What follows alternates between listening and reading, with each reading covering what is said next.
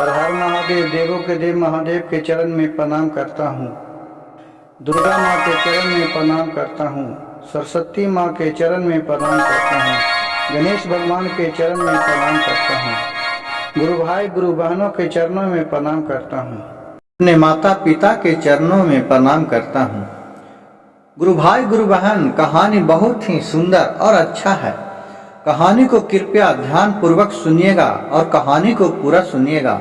आधा सुनने से शिव गुरु का अपमान होता है और पूरा सुनने से ज्ञान होता है। एक गांव में एक दुखिया बेचारी रहती थी। उसका एक बेटी थी जिसका नाम था सीमा। सीमा के पिताजी बचपन में ही गुजर गए थे। उसके पास कोई भी खाने पीने का साधन नहीं था। वो बेचारी अपने बेटी को, सीमा को, दुखिया अपने किसी ही झाड़ू पोछा करके और काम करके लाती थी और अपने बेटी को खाना खिलाती थी। बेचारी को इतना ही झाड़ू पोछा करने में मिलता था कि जिसे खाकर वो अपना पेट भरती थी। और करे का नहीं, अगर करती है तो औरत और कुछ करने लायक नहीं था। न उसके पास खेत था न बाड़ी था।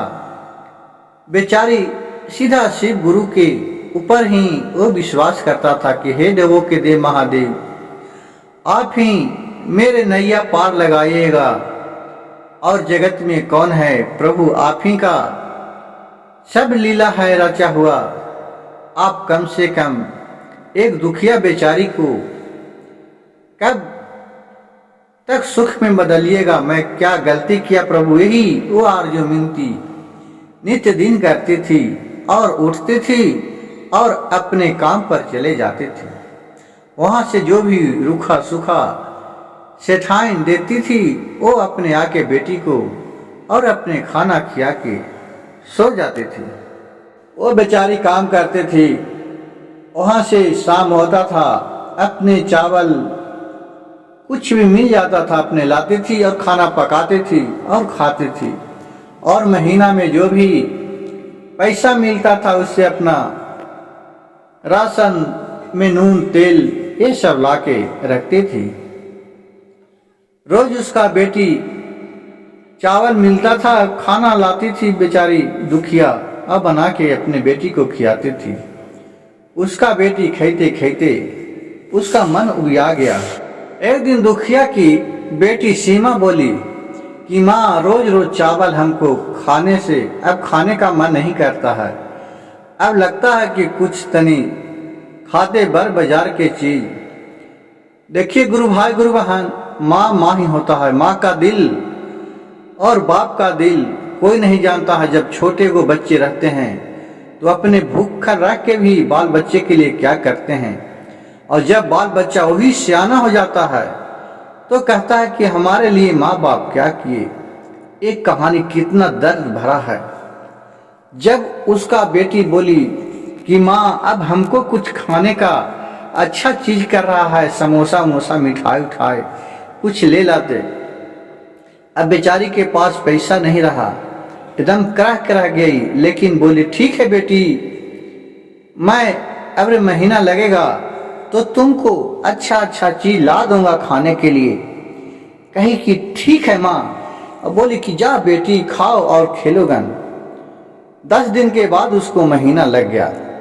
सेठाइन के पास गया, काम किया और वहां से चावल दिया। बोला कि सेठाइन जी, कुछ तनी और खाने के लिए आटा उटा दे दीजिए। वो अपने जो उसके घर में सीमा दुखिया काम करती थी उस पर बहुत कस के गुस्सा हुई और खिसाई और बोली कि ले जाओ, नहीं तो तुम हमारे काम पे कल से नहीं आना। और उसको 10 गो रुपया दिया। बेचारी क्या कहे, बोला कुछ नहीं है तो एडवांस दे दीजिए। एडवांस में उसको नहीं दिया। बोला कि क्या कहाँ से पैसा लाओ, तुम्हारे पेमेंट कितना होता है, आना है तो आओ, नहीं तो कल से नहीं आना। कही ठीक है। और फिर वो लेके चली गई। अब सोची कि बेटी के मैं कुछ लाने के लिए बोली थी। गया मिठाई की दुकान पर। बोला भैया ये रसगुल्ला कैसे पीस है? बोला बहन ये 15 रुपये पीस है, लेकिन रसगुल्ला उसको ही 10 रुपया मात्र है दुखिया के पास। तो ताजा ताजा समोसा सना रहा था। तो बोली भैया ये समोसा कैसे पीस है? तो गुरु भाई गुरु बहन देखिए, आजकल इतना महंगाई का जमाना आ गया है कि 10 रुपया में क्या होता है, बहुत सा दुकान पे 10 रुपये पीस तो समोसा मिलता है।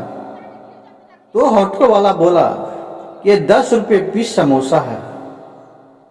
कहा कि चलो ठीक है 10 रुपया मेरे पास है।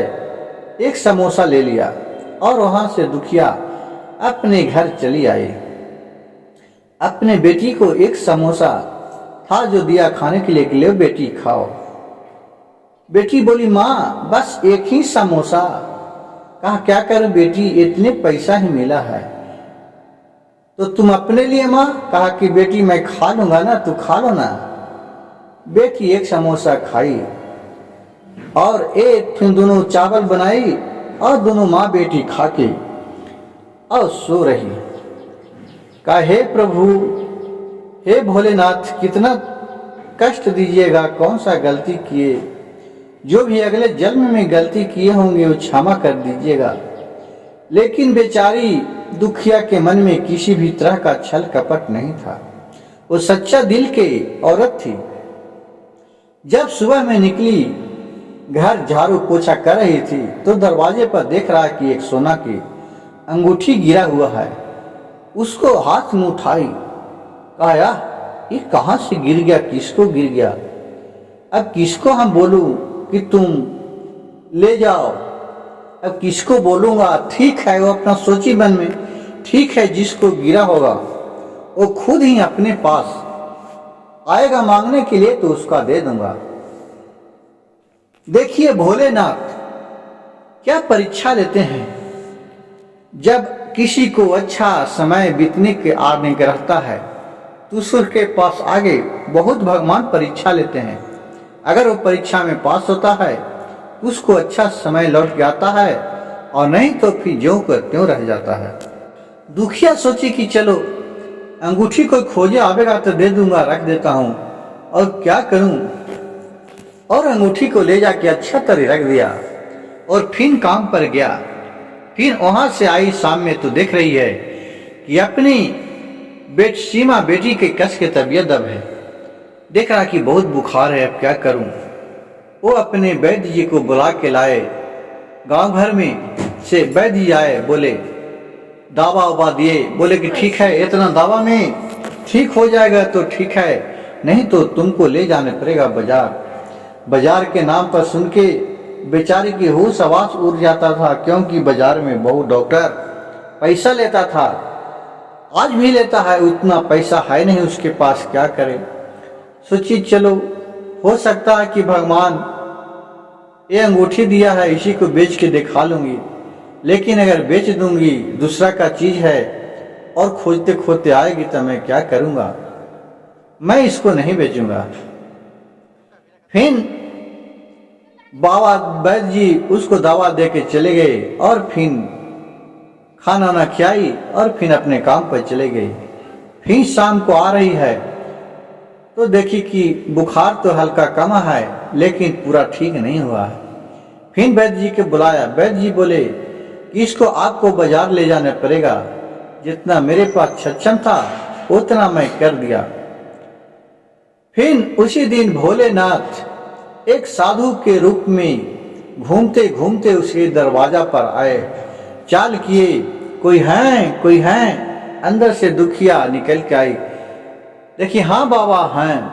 बोली बच्ची मेरा एक सोने का अंगूठी था जो गिर गया था, देखी है कहूं? कहा कि हाँ बाबा ये मेरे पास तो है, देखिए आइए देखिए तो ये है। वो अंगूठी दिया, बोला कि हाँ यही है। बोला कि तुम्हारे बच्ची को क्या हो गया है? बोली कि प्रभु मेरे बच्चे को बुखार लग गया है।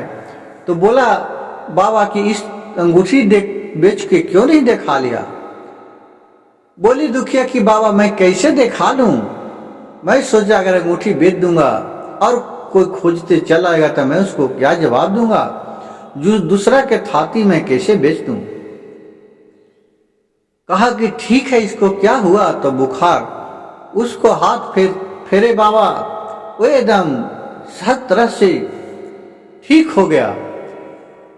ये देख के अचरज बाबा के पैर पर दोनों माँ और बेटी गिर गए। कहा कि प्रभु, आप कोई साधारण बाबा नहीं हैं, आप मेरे प्रभु भोलेनाथ का कृपा है कि आप मेरे घर में पधारे हैं। आप अपना परिचय दीजिए। बोले कि नहीं, मैं आपको दुख को जानता हूं, बोलो तुम्हें क्या चाहिए। उस दुखिया बेचारी बोली कि बाबा, हमारा तो एक बेटी है, इसी को अच्छा तरह परवरिश हो जाए, यही मैं चाहता हूं। तो उस सीमा बोली कि बाबा, हमको दे दीजिए, ऐसा घर बना दीजिए कि जो सबका घर देखते हैं तो पक्का के है, 2 तल्ला मकान है, मेरा एक फूस का झोपड़ी है, मैं खाने पीने के लिए तरसता हूँ, हमें अच्छा एक मकान बना दीजिए और उसमें सारी सुख सुविधा रहे और किसी भी चीज का कमी नहीं रहे।